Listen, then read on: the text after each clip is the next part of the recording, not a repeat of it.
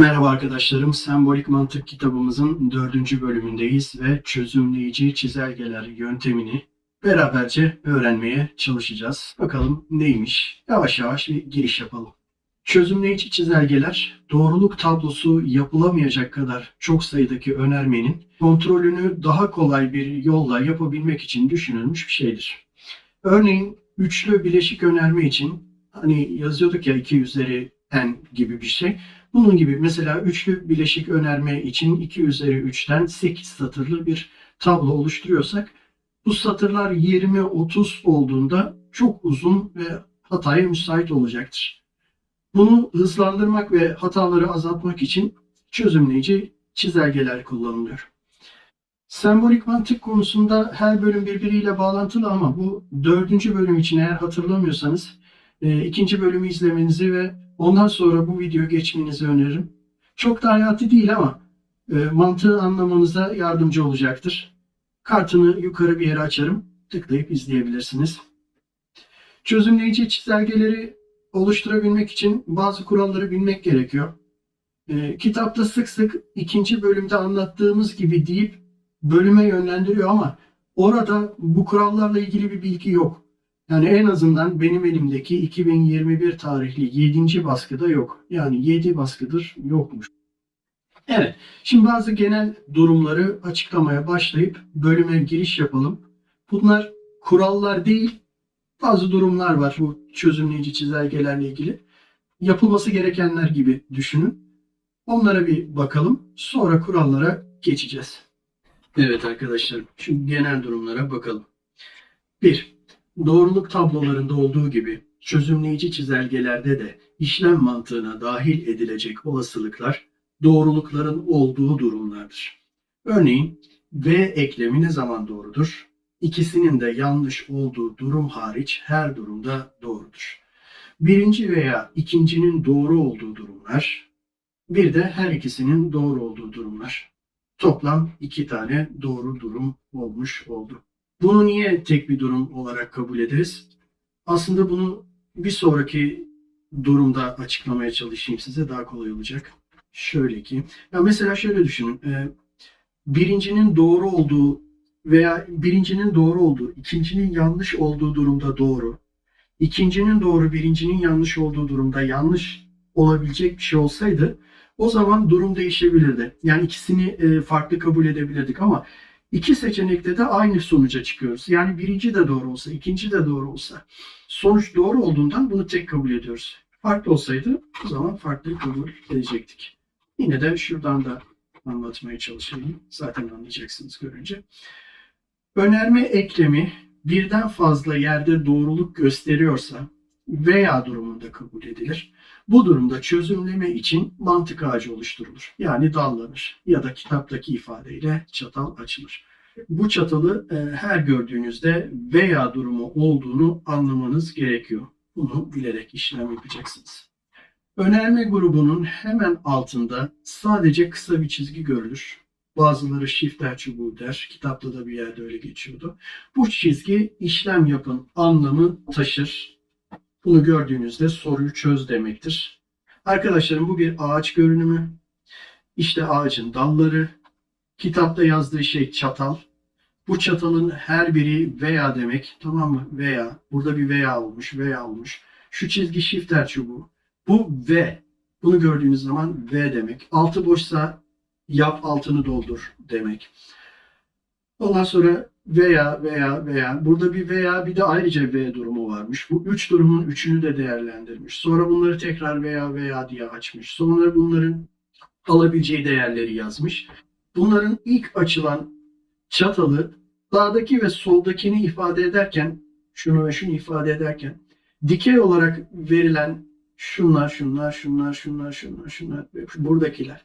Dikey olarak verilen her varyasyon üsttekini temsil eder. Hani bunları dikey olarak göreceksiniz.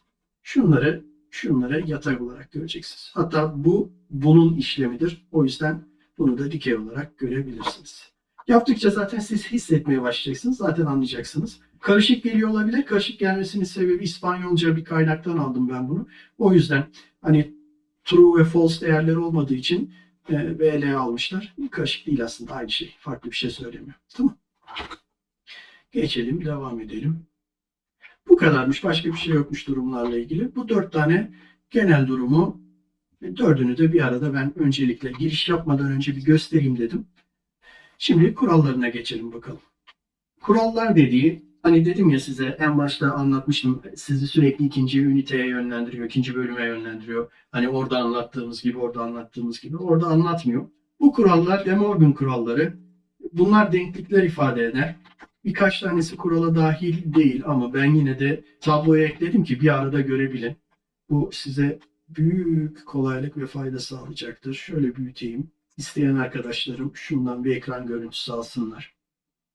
Şimdi sabit durumlar, yani De Morgan kuralları, De Morgan denklikleri, bunu denklik olarak da yazdım ki bu kuralların ne olduğunu anlayın. Bu kurallar denklik ifade eder arkadaşlarım. Normalde tablo çözümlerinde, tablolarda şu solda gördüğünüz işlemleri yaparken ağaç işleminde, yani çözümleyici çizelgede şunları kullanıyoruz. Bunlar daha kolay ve daha hızlı işlem yapmamızı sağlarken herhangi bir farklılıkta oluşmadan işlemi doğru olarak yapmamızı sağlıyor. Şimdi burada P ve Q ne hale geliyormuş? Q ve P.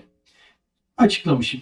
V'nin denkliği yine V'dir. Her ikisinin de doğru olması gerekliliğinden kaynaklı. Bu kural olarak yok. Ama ekledim ki görün. Tamam mı?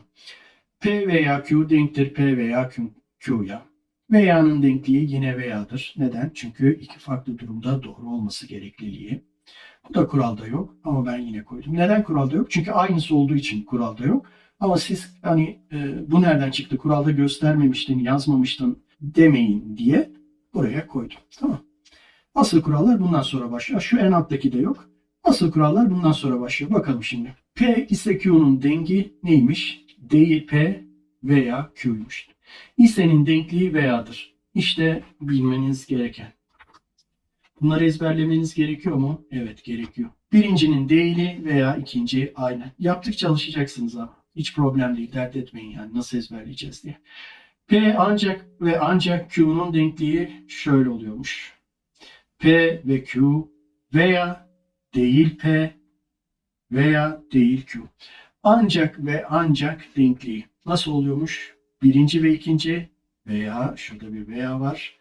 Değil 1 ve değil 2. Şu şekilde ezberlemeye çalışırsanız daha rahat olur, haberiniz olsun. Değil P ve Q'nun denkliği neymiş? Değil P veya değil Q.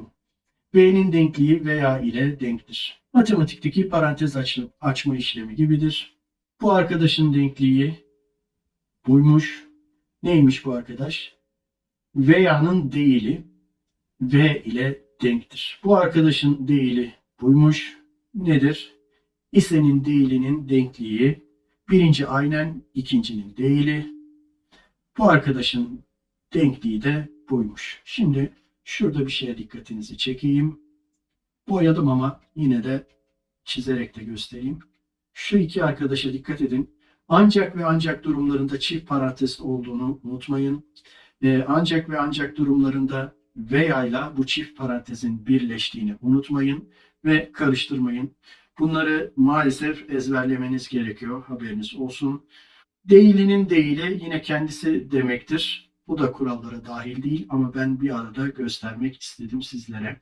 Çünkü burada gördüğünüz her şeyi kullanacaksınız. Burada gördüğünüz her şeye ihtiyacınız var. Burada gördüğünüz her şeyi ezberlemek durumundasınız. Sürekli elinizin altında olsun. Bakmak isteyebilirsiniz. Eğer tek başınıza test soru çözmek isterseniz. Geçelim uygulamalara. Evet arkadaşlar, şimdi kuralları size aktarmaya çalışayım. 9 tane kuralın uygulanış haliyle bakalım neler oluyormuş. 1. Tüm elementleme ve ekleminde çözümleme. Bakın arkadaşlarım, işaretine kadar yazdım, boyadım. Ne anlatmak istediğimizi yazdım. Çözümleyici çizelgesini yazdım. Yanına bir de kuralını koydum. Her şey bir arada. Çok rahat anlayacağınızı umuyorum. Bakın, V olduğu için tek bir çizgi. Herhangi bir veya durumunda burada çatal olacaktı. Yok. Gördüğünüz gibi. Dengi yine kendisi. O yüzden hemen çizgiyi çek. Bir V durumu var. A doğru olduğunda, B doğru olduğunda. Yani doğru olduğunda derken doğruysa, B doğruysa, herhangi birinde doğruysa doğrudur demiş oluyor. Tikel evetleme veya ekleminde çözümleme. Gördüğünüz gibi veya dendiği an çatal açılmış. Bu gelenekseldir. Bu burada hep durur arkadaşlarım. Tamam. Bunda bir şey yok. Ha olmasa da dert değil ama genelde olur yani. A doğrudur veya B doğrudur. Burada iki farklı durum göstermiyor gibi ama aslında gösteriyor. A doğrudur veya B doğrudur. Denkliği burada yine kendisi. Burada da kuralın açıklaması. Üçüncü koşul ise ekleminde çözümleme. A ise B için yani Q ise P için aynı şey. Değil A doğrudur veya B doğrudur. Öyle miymiş? Bakalım. Evet öyleymiş. 4. Karşılıklı koşul. Yani ancak ve ancak ekleminde çözümleme. A, B doğrudur veya değil A, değil B doğrudur. Alt alta olduğu için bunları B olarak görebilirsiniz. Herhangi bir çatal yok. O sebeple A ve B doğrudur veya değil A, değil B doğrudur. Burada da kuralın kendisi ve açıklaması. Bu da tamamdır. Yerine geçiyorum. Şimdi değillere geçtik arkadaşlar. Farkı anlayın. Bakın gördünüz mü? Değillemelerine geçtik. Değiller artık nasıl yapılıyor onlara başladık. Değil A doğrudur veya değil B doğrudur. Öyle miymiş? Evet öyleymiş. Bakın burada. Tamam. Yine bir uygulamayla devam edelim. Yine değillerdeyiz. Koşul çözümleme ancak ekleminde değil çözümleme. Gördüğünüz gibi bu bir koşul yani ancak yani ise bu da değil. Değil A ise B koşulu için V'ymiş. A doğrudur ve değil B doğrudur. Öyle miymiş? Bakalım. Evet öyleymiş. P, V değil Q. 8'e bakalım. 8 nasılmış? Karşılıklı koşul. Ancak ve ancak ekleminde değil çözümleme. Yani yine bir değil durumu. Değil, değil karşılıklı koşul. Evet. Değil ancak ve ancak karşılıklı koşulu için A ve değil B doğrudur. Doğru ise veya değil A ve B'nin doğru olduğu durum. Öyle miymiş? Evet öyleymiş. Değilinin değilinde çözümleme. Değilin değili ancak ve ancak kendisi olabilir. Başka bir şey olamaz. Matematikteki birbirini götürmek gibi işte. Bu bunu götürüyor. Bu hale geliyor. Ve son olarak da buydu. Evet uygulamaları da gördünüz. Artık yavaş yavaş çözümleme işlemlerine geçelim. Evet şimdi bu arkadaşla bir devam edelim yolculuğumuza. Kitaptaki görseller çok kötü. Elimden geldiğince kurtarmaya çalıştım ama bu kadar oluyor. Açıkçası baştan yazmak da istemedim. İşimizi görecektir. Şimdi bunu size anlatmaya çalışacağım. Öncelikle neye bakıyoruz? Bu bir ne işlemi değil mi? Ona bakıyoruz. Ne işlemiymiş bu? Arkadaşlarım bu bir ise işlemi. Neden? Çünkü en son o gelmiş.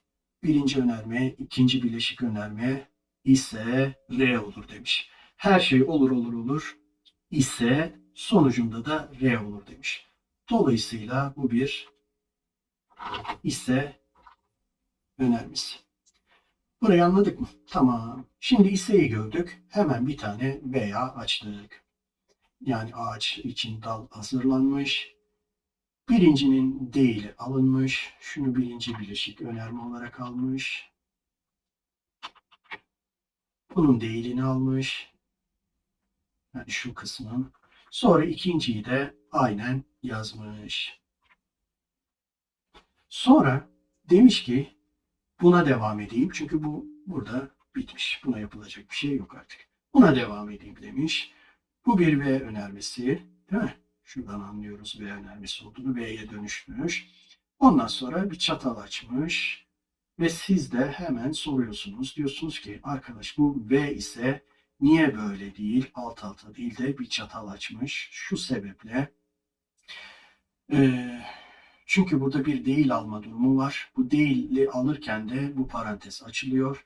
Değil alınırken bu da veya'ya dönüştüğü için çatalı açmış. Burada değil P'ye dönüşmüş. Birinci hareket. Bu da burada bitmiş. Buna da yapılacak bir şey yok. Sonra bu arkadaşa gelmiş. Bu arkadaşa gelmiş ama burada bir hikaye var. Bu hikaye şu. Şimdi şöyle düşünüyorsanız bu geldi, bunu çarptı, sonra geldi, bunu çarptı, bu veya'ya dönüştü zaten, bu da buraya yazıldı. Böyle düşünüyorsanız tamam. Sonra geldi, bunu çarptı derseniz hata yaparsınız. Bunun işi burada bitti arkadaşlar. Burada başka yapılacak bir şey yok. Ve bunu da yazdı. Şunu aynen olduğu gibi alıp buraya koydu. Bu nedir biliyor musunuz? Bu aslında size anlatılmayan bir şey. Kitapta da anlatılmıyor ama bunu bilmek durumundasınız. Değil, parantezin içindeyse, bakın şöyle bir durum yoksa, bıt bıt ve bıt bıt gibi bir şey değilse, parantezin içindeyse, parantezin içine dışına da bir değil koyulur. Şimdi burada doğruluk testlerini yapıyoruz ya, burada da yanlışlık testini yapman gerekiyor. Sadece böyle durumlarda, bak başka bir durumda değil, sadece böyle bir durumda yanlışlık testini yapmanız gerekiyor. Çünkü şu size diyor ki, şu arkadaş size diyor ki, böyle olduğunda değil P veya Q durumunda doğrudur. Değil P de doğrudur, Q da doğrudur. Sen de diyorsun ki, tamam doğrudur diyorsun da ben bir de bunun farklı durumuna bakayım çünkü tablo yapacağım diyorsun. O yüzden bu arkadaşı eklemek durumundasınız. Hikaye bu. Her şeyin değilini almak zorundayız. Çünkü totoloji çelişki olamaz, çelişki totoloji olamaz. Ya da onu da boş verin. Yani bu size doğru olduğunu iddia ediyor. Siz de diyorsunuz ki tamam abi doğru. Evet peki kabul ediyorum. Ama ben bir ağaç yaptığım için bunu bir test edeyim. Bir de ben yanlıştır diyeyim bakayım ne oluyor. Durumunda ortaya bu çıkıyor. Açalım bakalım. Bununla bunu çarpmış. Aslında bu birbirini götürür değil mi? Evet götürür. Nasıl olacak? Şöyle bir şey oldu. Burada değil P ve Q'yu gördün. Bunu gördün. Ağaç çözümleyici çizelge yaptığın için buraya hemen bir tane değil koydum. Veya'yı gördük. Açtık.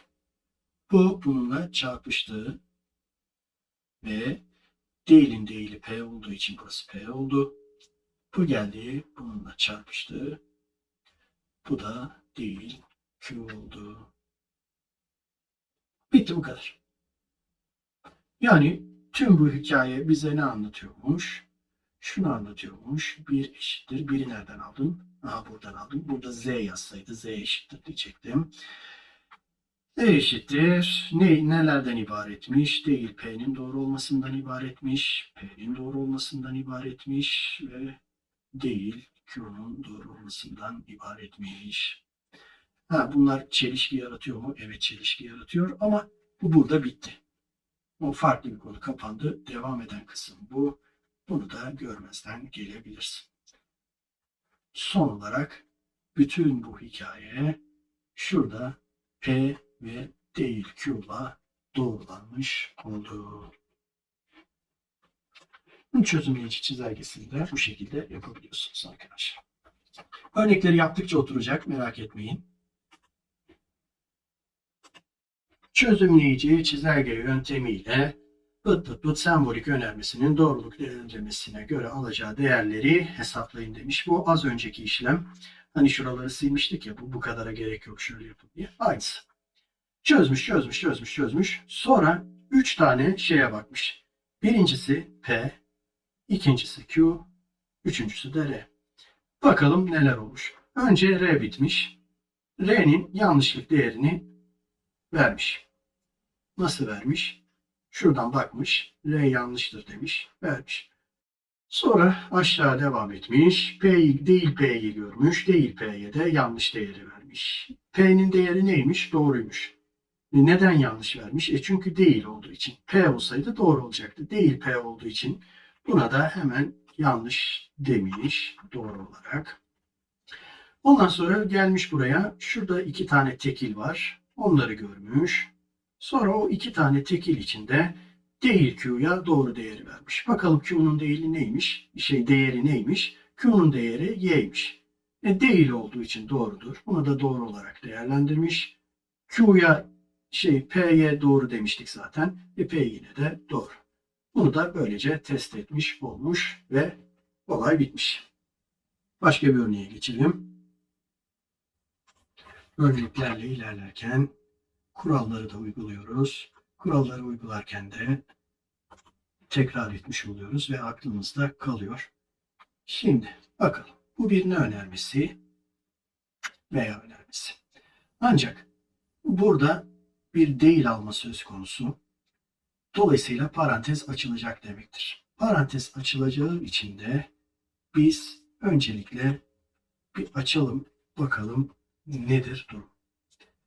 Şimdi işaretleyerek gideceğim. Bu bunu çarpar, sonra gelir bunu çarpar, sonra gelip burada durmaz. Buradan da devam etmez. Neden? Çünkü bir parantezi açacağız. Çünkü önündekine etki edecek. Sadece önündekine etki edecek. Şu parantezler kalkacak. Dolayısıyla ne oldu bu? Değil, P, V, Q, V, değil, Q haline geldi. Bu P pardon. Şimdi bu hale geldi. Şimdi bu bir ne önermesi oldu. Değil mi? Şimdi bu bir artık V önermesi oldu.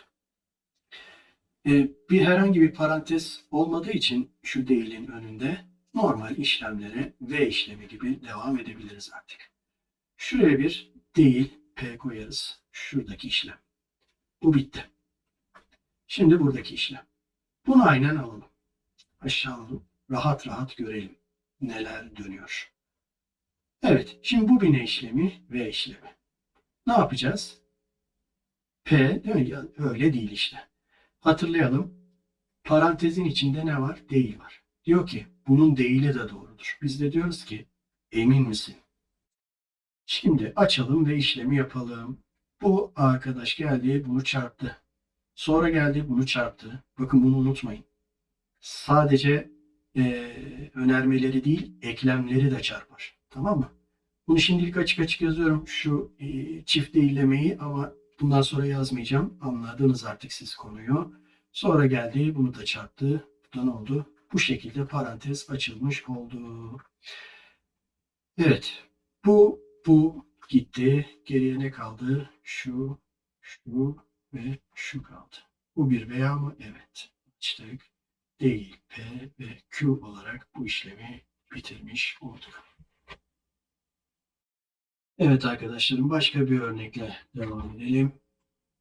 Bildiklerimizi tekrar edelim ve böylece unutmayalım. Öncelikle neye bakıyoruz? Bu bir ne işlemi değil mi? Ona bakıyoruz. Öncelikle bu bir ise işlemi. Burada gördüğünüz gibi. Çünkü dışarıda kalan bu. Şu bir grup, şu bir grup ama en dışarıda en son hareket bu. Dolayısıyla bu bir ise işlemi. Bu bir ise işlemi olduğu için dışarıda değilleme de yok. Dolayısıyla çatalı açıp işlemlere başlayabiliriz. Artık biliyorsunuz birincinin değili. Bu bir ise işlemi. İse işlemini yapıyorum arkadaşlar. Şununla karışmasın. Bunun içinde değil var dışarıya da değil attım değil. Ha, o da olur ama bu iseden çıkmıştır. Tek başına bir grup halinde kalmıştır. O zaman buraya bir tane değil koyarsınız. Ama şu anda isenin işlemini yapıyorum. Birincinin değili olarak. Tamam mı? Şöyle Q ise var burada. İkinciyi aynen kayıtlara geçiriyorum. Şuradaki parantezleri artık yok sayabilirim. Dışarıya aldım şu iki grubu.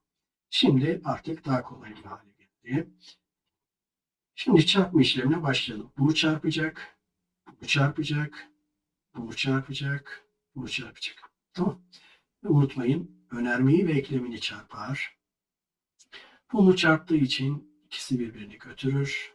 Burası P olur. Burası V'ye dönüşür. Burası da değil Q olur. Çok dikkat edin. Çok dikkat edin. Ve bu da bir artık V önermesi olduğu için ne olur? Buraya P'yi yazabilirsin. Buraya da değil Q'yu yazabilirsin. Soldaki işlem bu kadar. Gelelim sağdakine. Sağdaki de bir V. Bunu da yazalım. Bu da P ve R olarak tekil hale dönüşecektir. Çatının bir ucu böyle biter, bir ucu da böyle biter. Arkadaşlarım, bu bölümde bir de yanlışlayıcı yorumlama konusu var. Bu konu kitapta, elimdeki kaynak kitapta metin olarak uzun uzun anlatılmış. Metinde verilen kuralları dikkat etmeyin, hatta okumayın. Sadece nerede olduğunuzu bilin. Neredesiniz? Yanlışlayıcı yorumlamadasınız, değil mi? Neydi? Biz buraya kadar ne anlattık? Bir şeyin yanlışlaması şu demek değil mi? Bu. Yani o kadar anlatmış. Arkadaş anlattığı bir şey yok. Başına şunu koyuyorsunuz. Sonuçları mı geldi? Doğru yanlış mı geldi? Başına bunu koyuyorsunuz. Böylece tersini almış oluyorsunuz. Yani türevini almış oluyorsunuz. Öyle düşünün. Buraya kadar, şu ana kadar öğrendiğiniz her şeyi tam olarak anladığınıza eminseniz bundan sonraki her şeyi de rahatlıkla çözersiniz. Bundan sonra bol bol soru çözün. Soru çözmeye devam edin. Anlaşılmayacak hiçbir şey yok. Ayrıca bu spesifik konunun sınavda çıkma ihtimali neredeyse sıfır. Vizelere girecek tüm arkadaşlarıma başarılar dilerim. Panik yapmayın. Her şeyi tekrar izleyip dinleyin. İyice kafanızda oturtun. Sınav zaten zorlamaya müsait bir sınav değil. Çünkü ders zorlamaya müsait bir ders değil. Başka konularda, başka videolarda, başka sosyal konularda